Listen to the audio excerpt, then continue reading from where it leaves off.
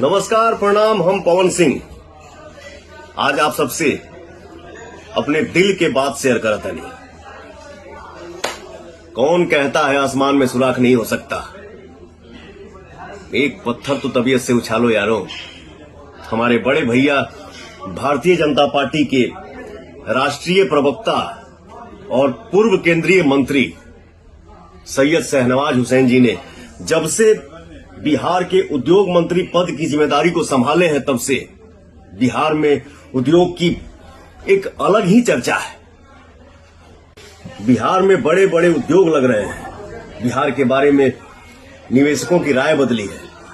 तो मेरी पूरी शुभकामनाएं भैया के साथ है। हमारे मुख्यमंत्री श्री नीतीश कुमार जी के नेतृत्व में बिहार में उद्योग लगाने वालों को रेड कारपेट वेलकम मिल रहा है और मिलता रहेगा। जय बिहार, जय हिंद।